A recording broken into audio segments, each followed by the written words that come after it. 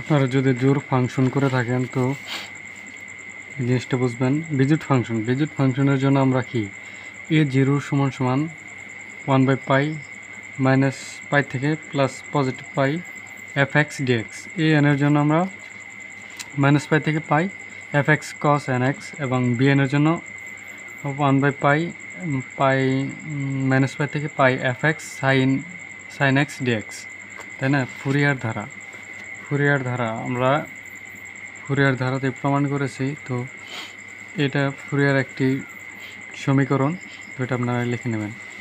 অযুগ্ম বা বিজুট ফাংশনের ফুরিয়ার সহগ যদি fx একটি আপেক্ষক বা ফাংশন হয়, আপেক্ষক মানে ফাংশন যা পাই থেকে পাই থেকে মাইনাস পাই ব্যবধিতে, যা মাইনাস পাই থেকে মাইনাস পাই থেকে পাই ব্যবধিতে সংজ্ঞায়িত হয়, তাহলে ফুরিয়ার ধারা সংজ্ঞায়িত হতে পারে।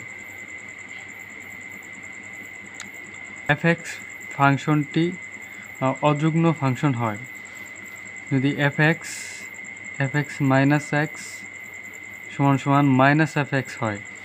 আমরা কি মানে a0 সমান 1/পাই মাইনাস পাই থেকে পজিটিভ পাই fx dx, তাই না? তো আমরা এই ব্যবধিটা আগে আপনাদেরকে বোঝাই। মাইনাস পাই থেকে পজিটিভ পাই, এখানে তো একটা জিরো আছে, তাই না? এইটুকু একটা অংশ, এইটুকু একটা অংশ, দুটো অংশ, তাহলে 1/পাই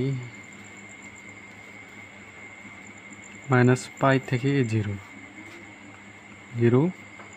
fx dx প্লাস আবার জিরো থেকে পাই fx dx।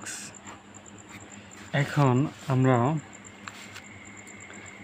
জোর ফাংশনের বেলায় f মাইনাস এক্স সমান আমরা কি লিখতে পারছি যে fx, তাই না? এখন আমরা বিজোড় ফাংশনের বেলায় মাইনাস এক্স এটাকে কি লিখতে হবে, মাইনাসই লিখতে হবে, মাইনাস fx। এখন আমরা এক্সের জায়গায় শুধু কি ওয়াইকে বসাই দেবো, ওয়াইকে বসাইলে আমরা মাইনাস ওয়াই পাবো। এইখানে 1/পাই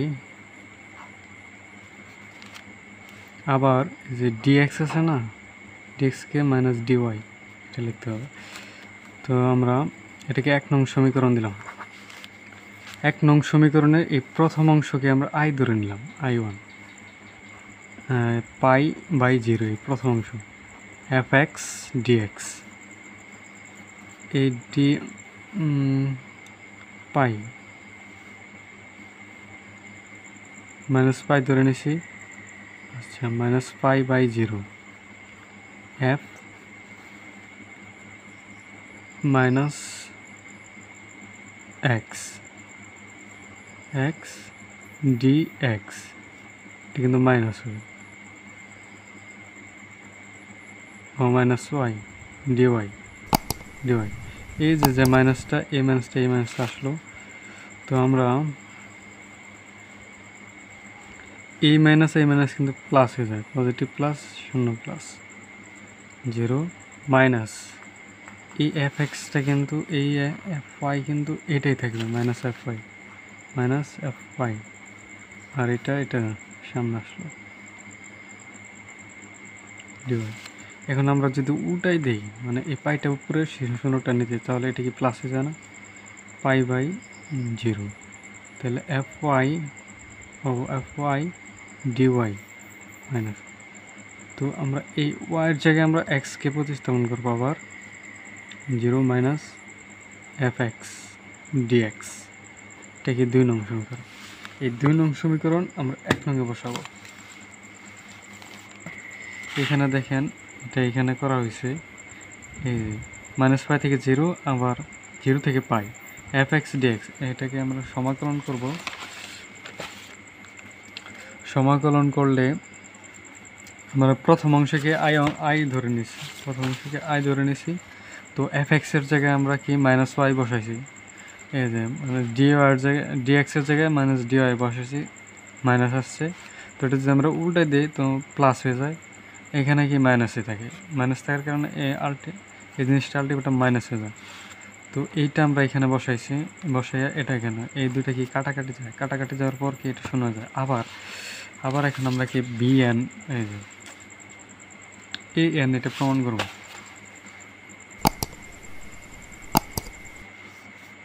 an হবে,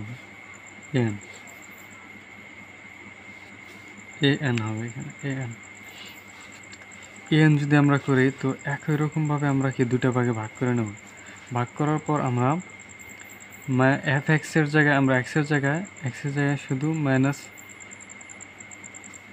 মাইনাস y বসাবো, y এখানেও y বসাবো nx এর জায়গায়।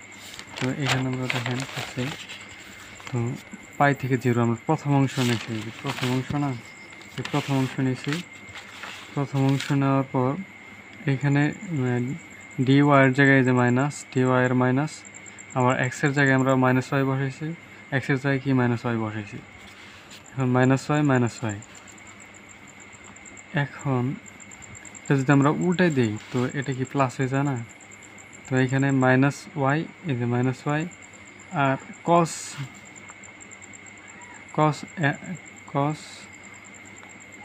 n মাইনাস x যদি থাকে এটা কি cos nx হয়, cos nx। তো এটাই হয়ে গেছে y।